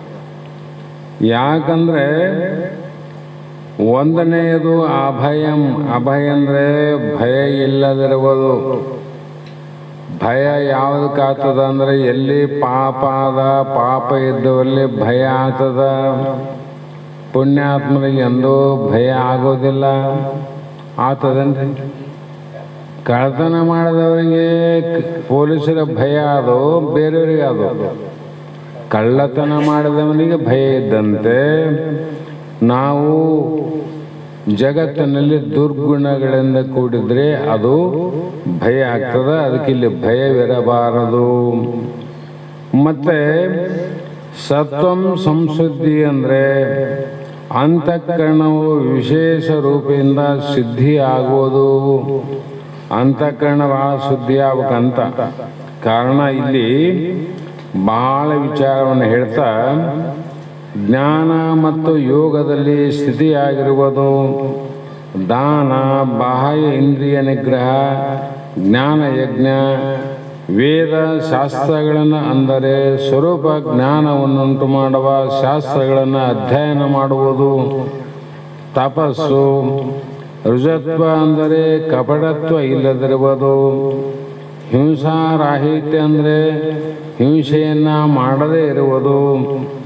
ಸದ್ವಸ್ತುವಾದ ಪರಮಾತ್ಮನನ್ನು ಆಶ್ರಯಿಸಿರುವುದು, ಇಲ್ಲವೇ ನಿಜವನ್ನೇ ಹೇಳುವುದು. ಕೋಪ ಇಲ್ಲದಿರುವುದು. ಯಾಕಂದ್ರೆ ತೇಜ, ಕ್ಷಮ, ಧೃತಿ, ಶೌಚಂ, ಅದ್ರೋಹೋ ನಾತಿಮಾನಿತ ಭವಂತಿ ಸಂಪದಂ ದೈವೀಂ ಅಭಿಜಾತಸ್ಯ ಭಾರತ ಅಂತ ಈ 3 ಶ್ಲೋಕದಲ್ಲಿ ಇಷ್ಟನ್ನು ಹೇಳ್ತಾ ವಿಶೇಷವಾಗಿ ವಿಚಾರ ಮಾಡಿದರೆ ಇಲ್ಲಿ ಭಗವದ್ಗೀತೆಯಲ್ಲಿ ಸಾಧನೆಗೆ ವಿಶೇಷವಾದ ಪ್ರಾಮುಖ್ಯತೆಯನ್ನು ಕೊಟ್ಟಿರುತ್ತದೆ. ಏನು ಸಾಧನೆ ಮಾಡೋದಕ್ಕೆ? ಭಗವದ್ಗೀತೆಯಲ್ಲಿ ಸಾಧನೆ ಮಾಡೋರಿಗೆ. ನೀನು ಬೇರೆ ಪ್ರಪಂಚದಲ್ಲಿ ಸಾಧನೆ ಮಾಡೋರಿಗೆ ಹೇಳಿಲ್ಲ. ಪಾರಮಾರ್ಥದ ಮೋಕ್ಷ ಸಾಧನೆಯನ್ನು ಮಾಡುವವರಿಗೆ ಇಲ್ಲಿ 26 ದೈವಿ ಗುಣಗಳು, ದೈವಿ ಸಂಪತ್ತಿನಲ್ಲಿ ಯಾರು ಹುಟ್ಟ್ಯಾರ ಅವನಿಗೆ ಮಾತ್ರ ಇವು ಪ್ರಾಪ್ತಿ ಆಗ್ತವಂತ ಅವ್ರ ನಿರ್ಣಯ. ಕಾರಣ ಚಿತ್ತವು ನಿರ್ಮಲವಾಗಿದ್ದರೆ ಪಾರಮಾರ್ಥಿಕ ಲಕ್ಷ್ಯವನ್ನು ಮುಟ್ಟಬಹುದು. ಚಿತ್ತ ಚಂಚಲ ಆಗಿದ್ರೆ ನಾವು ಎಲ್ಲಿ ಮುಟ್ಟಬೇಕನ್ನೋದೇ ಮುಟ್ಟೋದಿಲ್ಲ. ನೋಡ್ರಿ, ಇಲ್ಲೇ ಪ್ರಪಂಚದಲ್ಲಿ ಏನೋ ಎಲ್ಲಿಗೂ ಹೋಗಂತ ಹೊರಟಾನ, ಮನಸ್ಸು ಚಂಚಲ ಆಗ್ತಿತ್ತಂದ್ರೆ ಮುಂದೆ ಹೋದ್ಮೇಲೆ ತಾನೇ ವಿಚಾರ ಮಾಡ್ತಾನ, ಏ ಯಜಮಾನ ಎಲ್ಲಿಗೆ ಹೊಂಟಿಲ್ಲಂದ್ರೆ ಅವನಿಗೆ ದಿಕ್ಕು ತಪ್ಪದ. ನಾನು ಎಲ್ಲಿಗೆ ಹೋಗಂತ ಹೊಂಟಿದ್ದೆ, ನಾನು ದಾರಿ ತಪ್ಪಿ ಬಂದಿಲ್ಲಪ್ಪ ಅಂತಾನ. ದಾರಿ ಹಿಡಿದು ಹೋದವನು ಅವನೇ, ದಾರಿ ತಪ್ಪಿದವನು ಅವನೇ. ಯಾಕೆ ಹಿಂಗಾಯ್ತು ಪರಿಸ್ಥಿತಿ ಅಂದರೆ ಚಿತ್ತ ಚಂಚಲ, ಮನಸ್ಸು ಚಂಚಲ ಅದ. ಇಲ್ಲೇ ಪ್ರಪಂಚ ಕಾಣುವಂಥ ಒಂದು ಯಾವುದೋ ಊರಿಗೆ, ಯಾವುದೋ ಅಂಗಡಿಗೆ ಹೋಗ್ಬೇಕಂದ್ರೆ ನಿನ್ನ ತಪ್ಪಿಸೋ ದಾರಿ. ಪರಮಾತ್ಮಲ್ಲಿಗೆ ಹೋಗ್ಬೇಕಂದ್ರೆ ಮತ್ತೆ ಚಂಚಲತ್ವ ಇಟ್ಟುಕೊಂಡು ನೀನು ಮುಟ್ಲಿಕ್ಕೆ ಸಾಧ್ಯ ಅದ ಇಲ್ಲ. ಆ ಕಾರಣದಿಂದ ಅನೇಕ ಸಾಧನೆಗಳು ಅನೇಕ ಸ್ಥಳಗಳಲ್ಲಿ ಪ್ರತಿಪಾದಿಸಲ್ಪಟ್ಟು ಈ ಕಾರಣದಿಂದಲೇ ಕೆಲವರು ಗೀತೆಯ ಸಾಧನಾ ಗ್ರಂಥವನ್ನು ಹೇಳಿ ಸಂಪತ್ತು ಅಂದರೆ ಏನು ವಿಚಾರ ಮಾಡು ಅಂದರೆ ಅದು ಮೋಕ್ಷದ ಲಕ್ಷ್ಯದ ಅತಿ ಸಮೀಪವಾದುದನ್ನು ತಿಳಿಯಬೇಕು. ಇದು ಟಿಕೆಟ್ ಇತ್ತು ನಮ್ಮಲ್ಲಿ ಅಂದರೆ ನಾವು ಊರಿಗೆ ಹೋಗ್ತೀವಿ ಅಂತ ಗ್ಯಾರಂಟಿ. ನಮಗೆ ಟಿಕೆಟೇ ಇಲ್ಲ, ಟಿಕೆಟಿಗೆ ನಮ್ಮ ದುಡ್ಡೇ ಇಲ್ಲ ಅಂದಾಗ ಊರಿಗೆ ಹೋಗ್ತೀವಿ ನಾವು ಸಾಧ್ಯ ಇಲ್ಲ. ಆ ಪ್ರಕಾರವಾಗಿ ಇಲ್ಲಿ ಸಂಪತ್ತು ಎಂದರೆ ಧನ ಅಥವಾ ಐಶ್ವರ್ಯ, ದೈವಿ ಸಂಪತ್ತು ಅಂದರೆ ದೈವ ಸಂಬಂಧವಾದ ಧನ. ಗೀತಾಮಾತೆಯ ದೈವಿ ಧನವನ್ನು ಸಾಧಕರ ಎದುರಿಗೆ ಉಸಿರುತ್ತಾ, ಏ ಸಾಧಕರೇ, ಈ ನಶ್ವರವಾದ ಪ್ರಪಂಚಕ್ಕೆ ಸಂಬಂಧಪಟ್ಟ ಪರಿಣಾಮದಲ್ಲಿ ಅನರ್ಥವನ್ನು ಉಂಟು ಮಾಡುವ ತುಚ್ಛವಾದ ಧನದೊಂದಿಗೆ ಕ್ರೀಡಿಸುತ್ತಾ ಅದಕ್ಕಾಗಿ ಅಮೂಲ್ಯ ಕಾಲವನ್ನೆಲ್ಲ ನಾವು ವ್ಯರ್ಥ ಮಾಡಿಕೊಂಡು ಏನು ಮಾಡಿಕೊಂಡಿವಿ ಅಂದರೆ ಇಲ್ಲಿಯವರೆಗೆ ದುಃಖ ಪರಂಪರೆಯನ್ನೇ ಉಂಟು ಮಾಡುವ ದುಃಖ ಪರಂಪರೆ ನಮ್ಮದು. ಯಾವ ಪರಂಪರೆ ಅಂದರೆ ಜನನ ಮರಣದ ಪರಂಪರೆ ನಮ್ಮದು. ನಾವೆಲ್ಲರೂ ಜನನ ಮರಣ ಪರಂಪರೆಗೆ ಹುಟ್ಟಿವಿಲ್ಲ, ಜನನ ಮರಣ ಪರಂಪರೆ ಶಾಶ್ವತವಾದ ಪರಿಣಪ ನಮಗೆ ಇದು.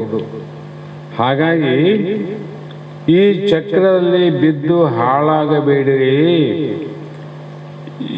ಈಗ ದೈವ ಸಂಪತ್ತಿನ ರಾಶಿಯನ್ನ, ಪಾರಮಾರ್ಥಿಕ ರತ್ನಪಾಲೆಯನ್ನ ಇದನ್ನು ಧರಿಸಿ ಜನನ ಮರಣ ಚಕ್ರದಿಂದ ಪಾರಾಗಿರಿ. ನೀರಿನಲ್ಲಿ ಬಿದ್ದೀರಿ, ಮುಳುಗಿ ಸತ್ತು ಹೋಗ್ತೀರಿ. ನೀ ಎದ್ದು ಪಾರಾಗಬೇಕಾದ್ರೆ ಈಜುಗಾಯಿಯನ್ನು ಕಟ್ಟಿಕೊಳ್ಳಿರಿ, ನಿಧಾನವಾಗಿ ಕೈಕಾಲನ್ನು ಆಡಿಸಿರಿ, ಸಾವಧಾನವಾಗಿ ದಡವನ್ನು ಸೇರಿರಿ ಅಂತ ಈಜುಗಾಯಿ ಕಟ್ತಾರಿಲ್ಲ ನಮ್ಗೆ. ಅದೇನು ಮಾಡ್ತೀರಿ, ನಮ್ಗೆ ನೀರಿನಲ್ಲಿ ಮುಳುಗುವನ್ನು ತೇಲಿಸಿ ನಾವು ಎಲ್ಲಿ ಮುಟ್ಟಬೇಕು ಅಲ್ಲಿ ದಾರಿ ಮಾಡಿಕೊಡ್ತಿಲ್ಲ. ಅದರಂತೆ ದೈವಿ ಸಂಪತ್ತು ಕೂಡ ನಾವು ಈಜುಗಾಯಿ ಇದ್ದಂಗೆ ಪ್ರತಿಯೊಬ್ಬ ಜೀವನಿಗೆ. ದೈವಿ ಸಂಪತ್ತಿನ ಎದುರಿಗೆ ಪ್ರಾಪಂಚಿಕ ಐಶ್ವರ್ಯಕ್ಕೆ, ವಜ್ರ ವೈಡೂರಾದಿಗಳಿಗೆ ಯಾವ ಬೆಲೆಯೂ ಇಲ್ಲ. ಈ ಗುಣವುಳ್ಳವರಲ್ಲಿ ವಜ್ರ ವೈಡೂರ್ಯಕ್ಕೆ ಬೆಲೆ ಇಲ್ಲ ಅಂದ್ರೇನು, ಅವೆಲ್ಲ ತೃಣ ಸಮಾನ ಅಂತಾರೆ. ಜ್ಞಾನಿಗಳಿಗೆ ಅವು ನೋಡಿದ್ರೆ ತೃಣ, ಹುಲ್ಲು ಕಡ್ಡಿ ಕಲ್ಲು ಮಣ್ಣು ಕಂಡಂಗೆ ಅವ್ರಿಗೆ ಮನಸ್ಸು ಇದಾಗೋದಿಲ್ಲ ಅವ್ರಿಗೆ. ಆದರೆ ಅಜ್ಞಾನಿಗಳಿಗೆ ತಮ್ಮ ಜೀವ ಹೋದ್ರೂ ಕೊರಲ್ಲ, ಅದಕ್ಕಾಗಿ ಜೀವನಕ್ಕಿಂತ ಹೆಚ್ಚಂತನೇ ಅವನು ಸಂಪಾದನೆ ಮಾಡ್ತಾನ, ತನಗಿಂತ ಹೆಚ್ಚು ಅಂತವ. ಹಾಗಾಗಿ ಇಲ್ಲಿ ಆಂಜನೇಯನು ರಾಮರಸವೆಂಬ ರುಚಿಯಿಲ್ಲದ ನವರತ್ನ ಮಾಲೆಯನ್ನು ತುಚ್ಛೀಕರಿಸಿದಂತೆ, ರಾಮಾಯಣದಲ್ಲಿ ಬರ್ತಕ್ಕಂಥದ್ದು ನವರತ್ನ ಮಾಲೆಯನ್ನು ತುಚ್ಛೀಕರಿಸಿದ ನೋಡ್ರಿ. ಅವನಿಗೆ ಎಷ್ಟು ಅದರ ಮೇಲೆ ತುಚ್ಛ ಕಂಡಿರ್ಬೇಕಂತ. ಎಲ್ಲಾನ ₹1 ನಾಣ್ಯ ಬಿದ್ದಿತ್ತಂದ್ರೆ ನಮ್ಮನ್ನ ನಲ್ಕ ಬಗ್ಗಿಸ್ತದ. ಬತ್ತಲ್ಲಿ ಯಾರನ್ನಿದ್ರು ಕೂಡ ಅವರ ಅಪಮಾನ ಏನು ಅಂದಾರಂತ ಅದನ್ನು ಕೂಡ ಲೆಕ್ಕಕ್ಕಿಲ್ದಂಗೆ ₹1 ಬಗ್ಗಿಸಿ ತಗೊಂಡು ಜೋಬಿಯಲ್ಲಿ ಹಾಕಿಕೊಳ್ಳುವಂಥ ನಮಗೆ ನವರತ್ನ ಮಾಲೆ ಸಿಕ್ಕಾಗ ಏನಾಗ್ಬೋದು? ತುಚ್ಛ ಅಂದ್ರೆ ಅವರು ತುಚ್ಛ. ಯಾಕಂದ್ರೆ ಸಮಾಧಾನ ಆದೇನಂತ, ಅಲ್ಲಿ ಶಾಂತಿ ಆನಂದ ಇಲ್ಲಲ್ಲ. ಹೀಗೆ ವಿವೇಕಿಗಳು ನಶ್ವರ ಐಶ್ವರ್ಯ ರಾಶಿಯನ್ನು ತ್ಯಜಿಸಿ ದೈವಿ ಸಂಪತ್ತನ್ನು ಸಂಗ್ರಹಿಸಿ ಜ್ಞಾನ ಧನವುಳ್ಳರಾಗಿ ಬ್ರಹ್ಮ ಸಾಯುಜ್ಯವನ್ನು ಪಡೆದುಕೊಳ್ಳಲಿ ಅಂತ ಅವ್ರ ಉದ್ದೇಶ. ಯಾರಿಗೆ ಹೇಳಿದ್ರು? ನಮಗೆ ಸಾಯುಜ್ಯ ಪದವಿಯನ್ನು ನೀವು ಪಡ್ಕೊಳ್ರಿ ಅಂತ ಹೇಳಿದರು. ನಾವು ಅಂದ್ಕೊಂಡಿವಿ ಏನಪ್ಪ ಇದಕ್ಕೆ ಏನಾದರೂ ದುಡ್ಡು ಬೇಕು, ಹಣ ಬೇಕು, ಮತ್ತು ಏನಾದರೂ ಬೇಕಾಗ್ತದ ಮೋಕ್ಷ ಪಡೆಯಕ್ಕಂತ ನಾವು ತಿಳ್ಕೊಂಡಿವಿ. ಅವರಂತರ ಅವು ಯಾವ ಬೇಕಾಗಿಲ್ಲ, ದೈವಿ ಸಂಪತ್ತಿದ ಸಾಕು ಅಂತ ಅವರಂತ. ಈ ಜಗತ್ತು ಯಾವ ದಿಕ್ಕಿಗೆ ಹೋತಂತ ನೀವು ಲೆಕ್ಕ ಹಾಕ್ರಿ. ಜಗತ್ತು ಈ ನಶ್ವರಾದ ಸಂಪತ್ತಿನಿಂದ ಮೋಕ್ಷಕ್ಕೆ ಕೊಡಕೊಂಟದು, ನಶ್ವರ ಆಗಲಾರದ ಸಂಪತ್ತನ್ನ ಪಡೀರಿ ಅಂತ ಹೇಳಕೊಂಟದು. ಅಂದ್ರೆ ಶಾಸ್ತ್ರಗಳಲ್ಲಿ ಎಲ್ಲವೂ ಹೇಳ್ಯಾಬಿಡು, ಇಲ್ಲ ಅಂತಲ್ಲ, ಶಾಸ್ತ್ರದಲ್ಲಿ ಎಲ್ಲವೂ ಹೇಳ್ಯಾರ. ಆದ್ರೆ ಈಗ ಸಮಾಜ ಹೋಗ್ತಕ್ಕಂಥ ದಾರಿಯಲ್ಲಿ ಕೆಲವು ಕಡೆ ಮಾತ್ರ ಸರಿಯಾದ ಮಾರ್ಗದಲ್ಲಿ ನಡೆದದ. ಅದನ್ನು ನೀವೇ ವಿಚಾರ ಮಾಡಿ ನೀವೇ ತಿಳ್ಕೋಬೇಕು, ನೀವೇ ಪಡ್ಕೋಬೇಕು, ಇನ್ನೊಬ್ಬರಿಗೆ ಸಾಧ್ಯ ಇಲ್ಲ ಅಂತ. ಮತ್ತೆ ಮುಂದೆ ಇಲ್ಲಿ ಅಭಯಂ ಅಂತ ಒಂದು ಮಾತು ಹೇಳಿದ್ರಲ್ಲ, ಇಲ್ಲಿ ಚಿತ್ತ ಶುದ್ಧಿಗೆ ಕಾರಣವಾದ ಸುಗುಣ ಮಣಿಗಳನ್ನು ಬೋಧಿಸಬೇಕೆಂಬ ಉದ್ದೇಶವನ್ನು ಮನಸ್ಸಿನಲ್ಲಿಟ್ಟುಕೊಂಡು ಸುಗುಣ ಮಾಲೆಯಲ್ಲಿ ಶಿಖಾಮಣಿಯಂತಿರುವ ತಲೆಮಣಿಯಂತಿರೋದು ಯಾವುದಂದ್ರೆ ಅಭಯ ಅನ್ನೋದು. ಅಭಯವೆಂಬ ಸುಗುಣವನ್ನು ಪ್ರಾರಂಭದಲ್ಲಿ ಪ್ರಥಮ ಸ್ಥಾನವನ್ನು ಕೊಟ್ಟು ಹೇಳಲು ಕಾರಣ ಏನಪ್ಪ? ಮೊದಲೇ ಯಾಕೆ ಹೇಳಿದರು ಅಂದರೆ, ಉತ್ತಮ ಗುಣಗಳು ಅನೇಕ ಇರುವಾಗ ಇದಕ್ಕೆ ಪ್ರಥಮ ಸ್ಥಾನ ಬೇಕೆ? ಇದು 3ನೇ ಸ್ಥಾನ, 4ನೇ ಸ್ಥಾನ, 26, 25ನೇ ಸ್ಥಾನ ಕೊಡುವುದಾಗಿತ್ತಲ್ಲ. ಅಭಯ ಅನ್ನುವಂಥ ದೈವಿ ಸಂಪತ್ತಿಗೆ ಮೊದಲೇ ಸ್ಥಾನ ಯಾಕೆ ಕೊಟ್ಟರು ಅಂದರೆ, ದುರ್ಗುಣಗಳಿಗೆಲ್ಲ ಭಯವೇ ಅಸ್ಥಿಭಾರ. ಮೊದಲೇ ಹೇಳಿದ್ನಲ್ಲ, ದುರ್ಗುಣಗಳಿಗೆಲ್ಲ ಭಯವೇ ಆಸ್ತಿಭಾರ. ಭಯವೆಂಬ ಬೀಜವಿರುವಲ್ಲಿ ಅವಗುಣಗಳೆಲ್ಲ ಅಂಕುರಿಸುತ್ತವೆ. ಇದನ್ನು ತಿಳಿದ ವಿವೇಕಿಗಳು ಭಯವೆಂಬ ಪಿಶಾಚಿಯನ್ನ ಅಂತಃಕರಣವೆಂಬ ಸ್ಥಾನದಿಂದ ಹೊರಗಾಗಬೇಕು. ಅಂದರೆ ನಿರ್ಭಯತ್ವವನ್ನು ಸಂಪಾದಿಸಿಕೊಳ್ಳಬೇಕು. ಅಭಯವೆಂಬ ಬೀಜವಿರುವಲ್ಲಿ ಉಳಿದ ಸದ್ಗುಣಗಳು ತಮ್ಮಷ್ಟಕ್ಕೆ ತಾವೇ ಉತ್ಪತ್ತಿಯಾಗುತ್ತವೆ. ಭಯ ಇತ್ತಂದ್ರೆ ಅಲ್ಲಿ ದುರ್ಗುಣಗಳೇ ಹುಟ್ಟುತ್ತಾವ, ಅದಕ್ಕೆ ಅಭಯ ಇತ್ತಂದ್ರೆ ಸದ್ಗುಣಗಳೇ ಹುಟ್ಟುತ್ತಾವ. ಕಾರಣ ಏನಂದ್ರೆ, ಈಗ ನಮ್ಮಲ್ಲಿ ಕೆಲವು ಕಡೆ ಕೆಲವು ಮರಗಳನ್ನು ಬೆಳೀತಾರೆ. ಅದು ಸೇಬಿನ ಮರ ಇರ್ಬೋದು, ಮಾವಿನ ಮರ ಇರ್ಬೋದು, ಮತ್ತು ಇನ್ನೊಂದು ಇರ್ಬೋದು. ಮತ್ತು ಇನ್ನೂ ಕೆಲವು ಜಾಲಿ ಮರಗಳು ಅಂತಾವಲ್ಲ, ಸರ್ಕಾರಿ ಜಾಲಿ ಅಂತ. ಆ ಜಾಲಿ ಎಲ್ಲ ಕಡೆ ಬೆಳಿತಾರೆ ನೋಡೋರು. ಇಂಥದ್ದೇ ಭೂಮಿ, ಇಂಥದ್ದೇ ದೇಶ, ಇಂಥದ್ದೇ ಊರು ಇರಬೇಕಂತ ಏನಿಲ್ಲ. ಎಲ್ಲಿ ಬೇಕಲ್ಲಿ ತಾನೇ ಬೆಳೆದ್ಬಿಡ್ತವೆ. ಆದ್ರಂಗೆ ಈ ಮಾವಿನ ಗಿಡ, ಸೇಬಿನ ಗಿಡ, ತೆಂಗಿನ ಗಿಡ ಎಲ್ಲಿ ಬೇಕಲ್ಲಿ ಬೆಳಿತೀರಿ ನೀವು? ಬೆಳೆಯಂಗಿಲ್ಲ ಅಂತ. ಎಲ್ಲಿ ಭೂಮಿ ಫಲವತ್ತಾದ ಹದ ಅದ ಇದು ಬೆಳೀತದ, ಇಲ್ಲಿ ಹದ ಇಲ್ಲ ಅದು ಬೆಳೀತದ. ಅದು ಒಂದೇ ಇರೋದು 2 ಥರ ಅಂತ ಭಾಳ ಸಲ ಹೇಳಿ ನೀನು. ಈಗ ಸಾಮಾನ್ಯವಾಗಿ ಭೂಮಿಯಲ್ಲಿ ಇರುವಂಥ ನೀರಾದಲ್ಲ, ಮಳೆ ಬಂದಾಗ ನೀರು, ಆ ನೀರನ್ನು ಸೆಳೆದುಕೊಂಡಂಥ ಒಂದು ತೆಂಗಿನ ಮರ ಅದ, ಒಂದು ಈಚಲ ಮರ ಅದ. 2 ನೋಡಕ್ಕೆ ಒಂದೇ ಅವ. ಈಚಲ ಮರದಿಂದ ಏನಾಯ್ತು, ನೀರು ಈಚಲ ಮರದಾಗ ಸೇರಿ ಹೆಂಡಾಯ್ತು. ಅದೇ ನೀರು ತೆಂಗಿನ ಮರದಲ್ಲಿ ಸೇರಿ ಎಳೆನೀರಾಯ್ತು ನೋಡ್ರಿ. ಅಲ್ಲಿ ಹೆಂಡ ತುಂಬಿದವ್ರು ಯಾರು, ಇಲ್ಲಿ ಎಳೆನೀರು ತುಂಬಿದವ್ರು ಯಾರು? ಇಲ್ಲಿ ಎಳೆನೀರಾಯ್ತು, ಪರಿಶುದ್ಧವಾದ ಎಳೆನೀರು. ರೋಗವನ್ನು ಕಳೆದುವಂಥ ಶಕ್ತಿ ಅಲ್ಲಿ ಬಂತು, ರೋಗವನ್ನು ಹುಟ್ಟಿಸುವಂಥ ಶಕ್ತಿ ಇಲ್ಲಿ ಬಂತು ಹೆಂಡದಲ್ಲಿ. ಅದೇ ನೀರಲ್ರಿ. ಇದು ಯಾಕಾಯ್ತು ಅಂದರೆ, ಆಯಾ ದುರ್ಗುಣ, ಈಚಲದ ಮರದ ದುರ್ಗುಣದಿಂದ ಹೆಂಡಾಯಿತು, ತೆಂಗಿನ ಮರದ ಸದ್ಗುಣದಿಂದ ರೋಗವನ್ನು ಕಳೆಯುವಂಥ ತಿಳಿ ನೀರಾಯ್ತು ನೋಡ್ರಿ. ಅದ್ರಂಗ ನಿನಗೆ ಭವರೋಗವನ್ನು ಕಳೆಯುವಂಥದ್ದು ಸದ್ಗುಣಗಳು, ಭವರೋಗವನ್ನು ಹುಟ್ಟಿಸುವಂಥದ್ದು ದುರ್ಗುಣಗಳು. ನಾವು ಭವರೋಗ ಕೆಡಬೇಕಂತ ಹೊಂಟಿವಿ ಅಂದಮೇಲೆ ದುರ್ಗುಣ ಇರ್ಬೇಕನ್ನ ನಮ್ಮಲ್ಲಿ, ಸದ್ಗುಣ ಬೇಕಂತ ಅರ್ಥ ಇಲ್ಲ ಅಲ್ಲಿ. ಆ ಕಾರಣದಿಂದ ಇಲ್ಲಿ ತಮ್ಮಷ್ಟಕ್ಕೆ ತಾವೇ ಅಂಕರಿಸುತ್ತವೆ. ಆ ಗಿಡದಲ್ಲಿ ಸೇರಿ ತನ್ನಷ್ಟಕ್ಕೆ ತಾನೇ ಎಂಡ ಆಯಿತು. ಯಾರನ್ನ ಹೋಗಿ ಮಾಡ್ಯಾರ, ಎಂಡ ಮಾಡ್ಯಾರ ನನ್ನಲ್ಲಿ. ಮತ್ತೆ ತಿಳಿ ನೀರು ಅಂತೇಳಿ ಕಾಯಲ್ಲಿ ಯಾರನ್ನ ತುಂಬ್ಯಾರಲ್ಲಿ ತನ್ನಷ್ಟಾನೇ ಆಯ್ತು. ಅದರಂತೆ ಶತ್ರುಗಳನ್ನು ಕೂಡ ಎದುರಿಸಬೇಕಾಗಿತ್ತು.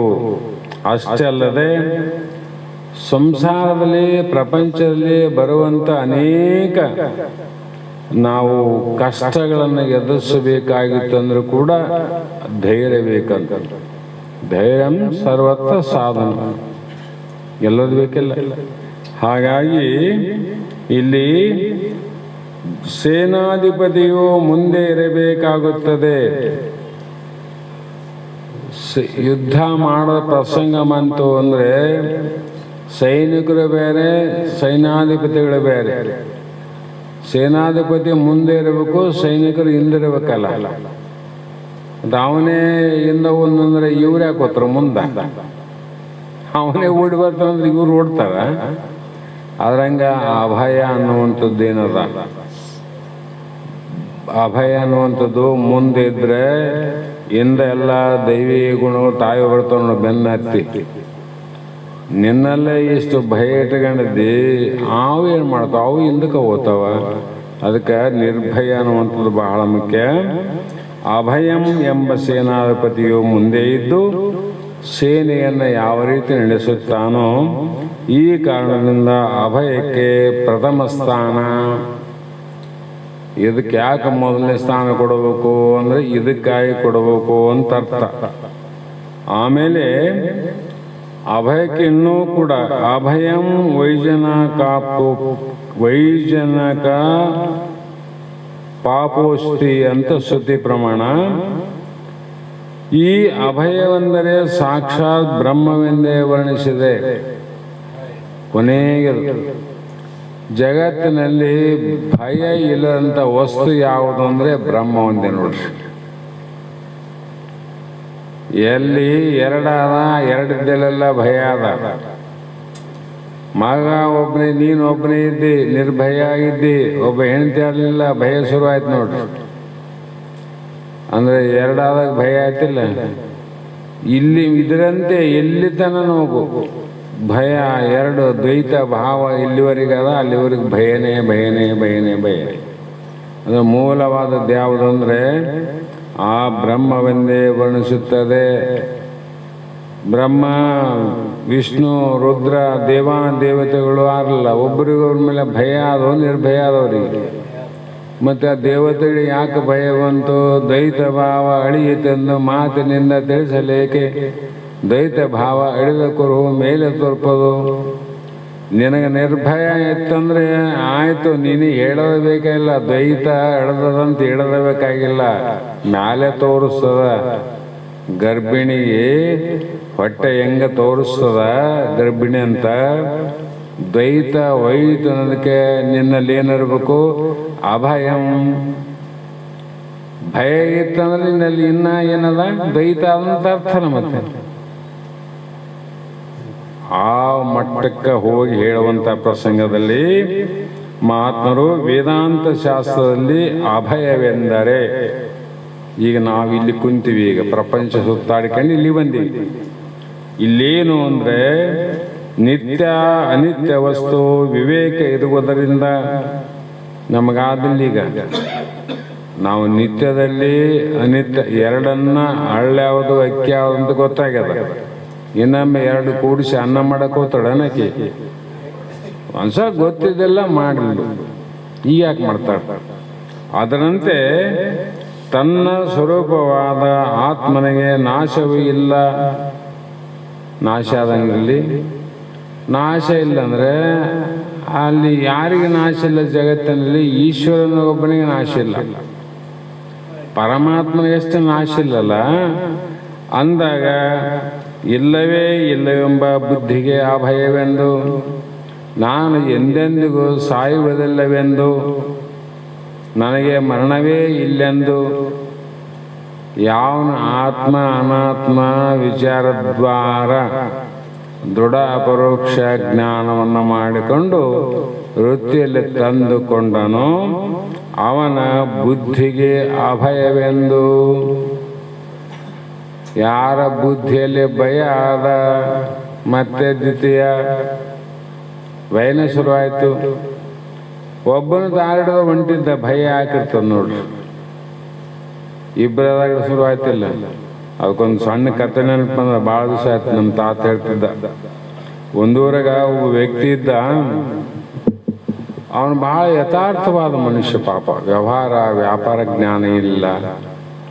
ಅವ್ರ ತಂದೆ ಏನು ಮಾಡಿದ, ಒಂದು ದಿವಸ ನೋಡಪ್ಪ ಈ ಮನೆಯಲ್ಲಿ ಒಂದು ಊರಿ ಅದ, ಅದೇನು ನಮ್ಗೆ ಕೆಲ್ಸಕ್ಕೆ ಬರೋಂಗಿಲ್ಲ, ಸಂತಿಗೆ ಹೋಗಿ ಮಾರಾಟ ಮಾಡಿಕೊಂಡು ಬಾ ಅಂತ ಹೇಳಿದೆ. ಅಲ್ಲಪ್ಪ ಎಷ್ಟಕ್ಕೆ ಮಾರಬೇಕು ಅಂದ. ಎಷ್ಟೇನೋ ಒಂದು 500 ಹಂಗೆ ಬಂದರೆ ಸ್ವಲ್ಪ ಹೆಚ್ಚು ಕಡಿಮೆ ಮಾಡಿ 500ಕ್ಕೆ ಬಿಟ್ಟು ಬಿಡ ಅಂದ. ಆಯ್ತಂತ ಹೋದ. ಸಂತೆಯಲ್ಲಿ ಎಲ್ಲ ದನಗಳ ಜೊತೆ ತನ್ನ ಊರಿನ ಕಟ್ಟಿದ. ಕೆಲವೊಂದು ಮಂದಿ ವ್ಯಾಪಾರ ಶುರುವಾಯ್ತು. ಏನಪ್ಪ ಎಷ್ಟು ಕೊಡ್ತೀವಿ?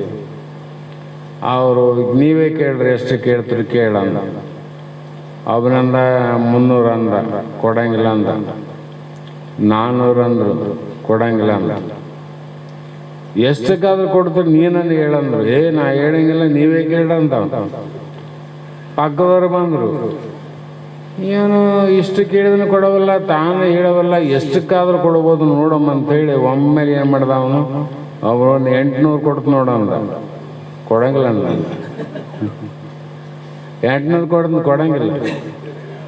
ಇನ್ನೊಬ್ಬನು ಬಂದ, 1000 ಕೊಡ್ತಂದ, ಕೊಡಂಗಿಲ್ಲ ಅಂದ. ಎಷ್ಟಕ್ಕನ ಕೊಡ್ತಿದ್ದೆ ಹೇಳಂದ.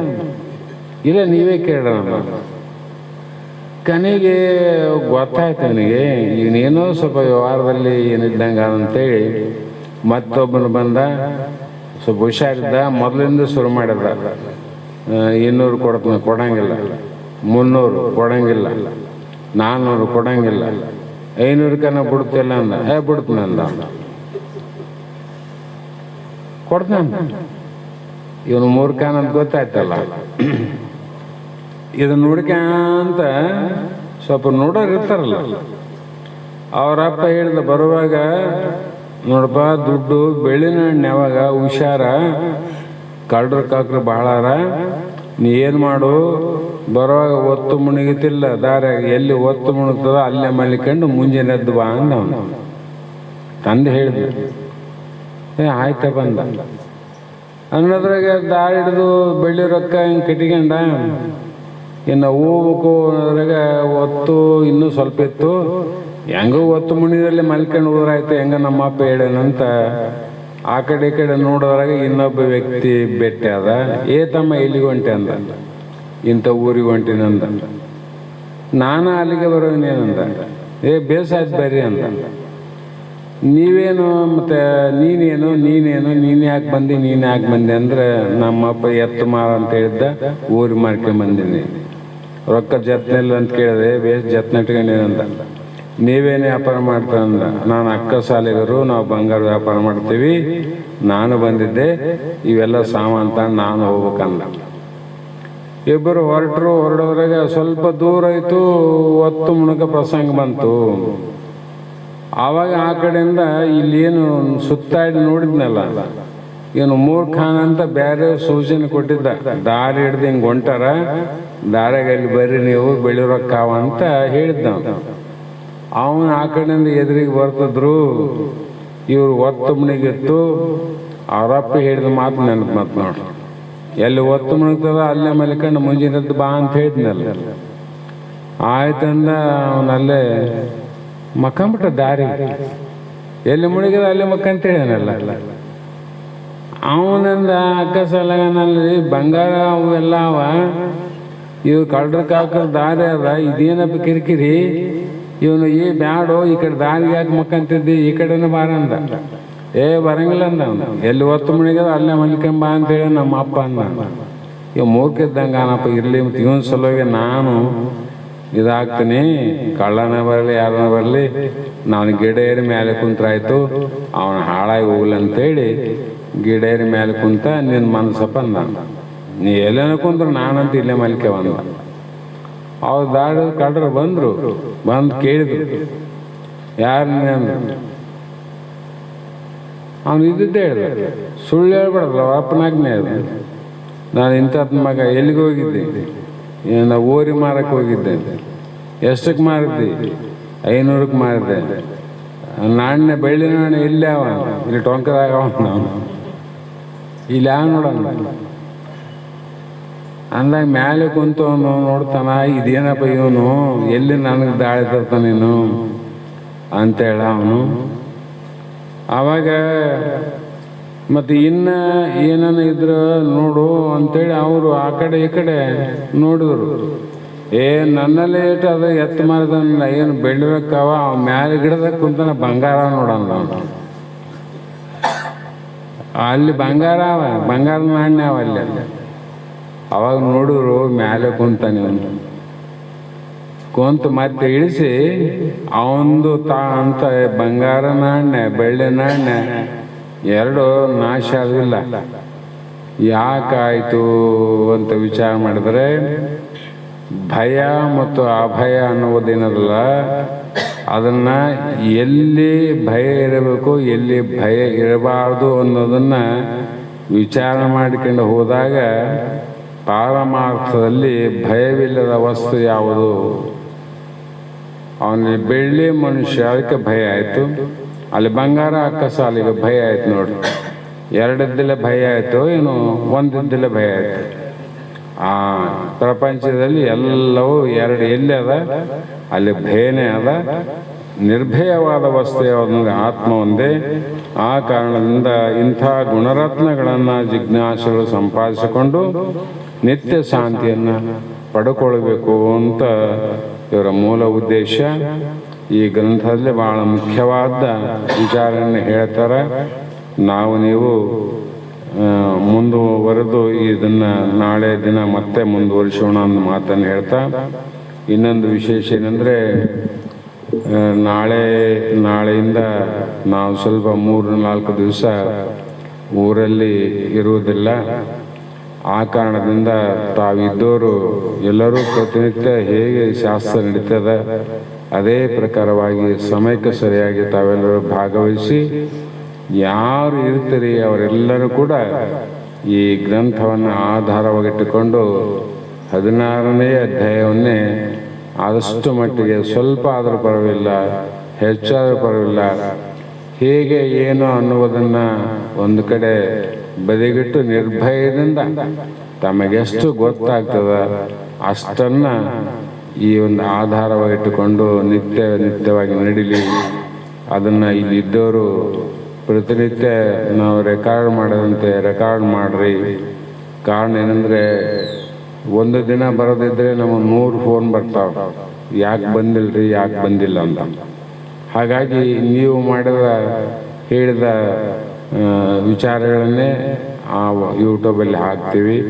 ಅದು ನಿತ್ಯ ನಾವು ಬರೋವರೆಗೂ ಸಾಂಗೋಪವಾಗಿ ಸಾಂಗ ನಡೀಲಿ ಅಂತಕ್ಕಂಥ ಮಾತನ್ನು ಹೇಳ್ತಾ, ಆಮೇಲೆ ಇಲ್ಲಿ ಕೀಲಿ ಇಲ್ಲಿ ಅಂತ ಕೊಟ್ಟಿರ್ತದ. ಆಮೇಲೆ ಹೋಗುವಾಗ ದಯವಿಟ್ಟು ನೆನಪು ಮಾಡಿರಿ, ಯಾರೇ ಇಲ್ಲಿ ಇದನ್ನು ಮಾತ್ರ ಬಂದ್ ಮಾಡಿ ಹೋಗಿ ನೋಡ್ರಿ. ಯಾಕಂದರೆ 2-3 ಸಲ ಹಿಂಗೆ ಆಯಿತು. ಅದು ಬಂದ್ ಆಗದ ಕಾರಣ ಅದು 24 ಗಂಟೆ ಚಾರ್ಜ್ ಆಗಿ ಬ್ಯಾಟ್ರಿನೂ ಹೋಗ್ಬಿಟ್ಟು 2-3 ಸಲ. ಹಾಗಾಗಿ ಯಾರು ನೆನಪಾಗ್ತದ, ಒಬ್ರಿಲ್ಲ ಒಬ್ರು ನೋಡ್ರಿ, ಏನು ತಪ್ಪಲ್ಲ, ನೆನಪು ಓದ್ತಿರ್ತದ. ಒಬ್ಬರು ಸ್ವಲ್ಪ ನೋಡಿ ಹೋಗುವಾಗ ಆ ಬಟನ್ ಮೇಲೆ ಅಂದು ಬಿಟ್ರೆ ಸಾಕು ಅಂತಕ್ಕಂಥ ಮಾತನ್ನು ಹೇಳ್ತಾ ಮಂಗಲವನ್ನು ಹೇಳ್ರಿ. ಸದಾ ಬೆಳಗುತ್ತಲ ಜ್ಯೋತಿ ಜ್ಯೋತಿ, ಸದಾ ಬೆಳಗುತ್ತಲ ಜ್ಯೋತಿ ಈ ಜ್ಯೋತಿ, ಸದಾ ಬೆಳಗುತ್ತಲ ಜ್ಯೋತಿ, ಸದಾ ಬೆಳಗುತ್ತದ ಹೃದಯ ಕಮಲದೊಳು, ಸದಾ ಬೆಳಗುತ್ತದ ಹೃದಯ ಕಮಲದೊಳು, ಈ ಕೋಯಿಗ ಇಲ್ಲಾದ ನೋಡು ಸಖಿ, ಸದಾ ಬೆಳಗುತ್ತದ ಜ್ಯೋತಿ ಈ ಜ್ಯೋತಿ, ಸದಾ ಬೆಳಗುತ್ತಲ ಜ್ಯೋತಿ. ತೇ ತಾನೆ ತಾನೆ ಕುಳಿತು ತನ್ನೊಳು ಏನು ಕಳವ ತುಂಬಿ ತಾನೆ ತಾನೆ ಕುಳಿತು ತನ್ನೊಳು ಏನು ಕಳವ ತುಂಬಿ ತಾನೆ ತಾನೆ ಕುಳಿತು ತನ್ನೊಳು ಏನು ಕಳವ ತುಂಬಿ ಏನು ಏಳನೇ ಸಾನುಭಾವದಿ ಏನು ಏಳನೇ ಸಾನುಭಾವದಿ ಕೂನ ತೋರಿದ ಜ್ಞಾನ ಮೂರುತಿ ಸದಾ ಬೆಳಗುತ್ತದ ಜ್ಯೋತಿ ಈ ಜ್ಯೋತಿ ಸದಾ ಬೆಳಗುತ್ತದ ಜ್ಯೋತಿ ಎಲ್ಲರೋಳು ಬೆರೆದು ನಿಜ ಸುಖದಲ್ಲಿ ಮೈಯ ಮರೆದು ಎಲ್ಲರೋಳು ಬೆರೆದು ನಿಜ ಸುಖದಲ್ಲಿ ಮೈಯ ಮರೆತು ಅಲ್ಲ ಹೌದು ಇಲ್ಲೇ ಉಂಟು ಅಲ್ಲ ಹೌದು ಇಲ್ಲೇ ಉಂಟು ಬಲ್ಲ ಮಾತ್ಮರಿಗೆ ಸ್ವಲ್ಪ ಸೂಕ್ಷ್ಮವಿದು ಸದಾ ಬೆಳಗುತ್ತದ ಜ್ಯೋತಿ ಜ್ಯೋತಿ ಸದಾ ಬೆಳಗುತ್ತದ ಜ್ಯೋತಿ ನಿತ್ಯ ನಿರುಪಾದಿ ಉಪಾದಿಗೆ ಹತ್ತದೆ ಬೆಳನೀದಿ ನಿತ್ಯ ಉಪಾಧಿ ಉಪಾಧಿಗೆ ಅಂತರೆ ಬೆಳೆದೀದಿ ಸತ್ಯಚಿದಾನಂದನಾಗಿ ಸತ್ಯಚಿದಾನಂದನಾಗಿ ಎತ್ತ ನೋಡಿದರ